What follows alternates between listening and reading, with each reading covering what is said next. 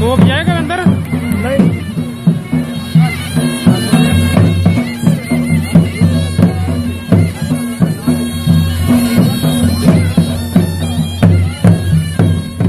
প্রতি বছর 14ই আগস্ট পুরো পাকিস্তান যখন তাদের স্বাধীনতা দিবস উদযাপনের প্রস্তুতি নেয়, ঠিক তার 3 দিন আগে অর্থাৎ 11ই আগস্ট বালুচিস্তানের আকাশে ওড়ে এক অন্য স্বাধীনতার পতাকা।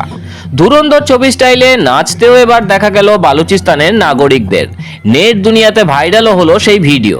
কিন্তু কেন পাকিস্তানের বৃহত্তম এই প্রদেশের মানুষ 11ই আগস্টকে নিজেদের আসল স্বাধীনতা দিবস বলে মনে করে?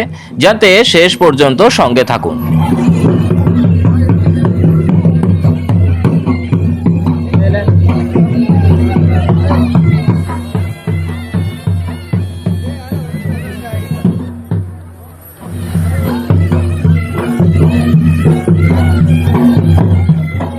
1947 সালে ব্রিটিশরা ভারত ছাড়ার ঠিক 3 দিন আগে কালাত নামের এই স্বাধীন রাজ্যটি মানে আজকের বালুচিস্তান নিজেদের সার্বভৌমত্ব ঘোষণা করেছিল।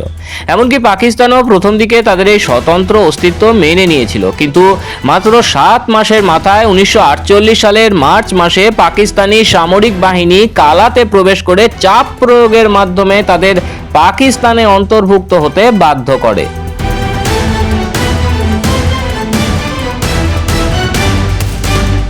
বালুচ জনগণদের মতে বন্দুকের নলে হওয়া সেই চুক্তি ছিল সম্পূর্ণ বেআইনি এবং জোরপূর্বক দখলের নামান্তর। সেই থেকেই শুরু হয় এক দীর্ঘ রক্তক্ষয়ী লড়াই। পাকিস্তানের মোট ভূখণ্ডের প্রায় 44% জুড়ে এই বালুচিস্তান অবস্থিত। প্রাকৃতিক গ্যাস, সোনা আর তামার মতো অগাধ সম্পদে ভরা এই প্রদেশটির সম্পদ পুরো পাকিস্তানের অর্থনীতিকে টিকিয়ে রাখলেও স্থানীয় বালুচরা আজও চরম দারিদ্র্য, বেকারত্ব আর অবহেলার শিকার।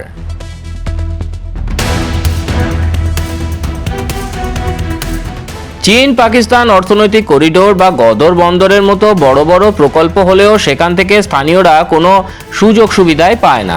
তার উপর যোগ হয়েছে হাজার হাজার বালুচ যুবকের রহস্যজনকভাবে নিখোঁজ হয়ে যাওয়ার মতো গুরুতর মানবাধিকার লঙ্ঘনের ঘটনা।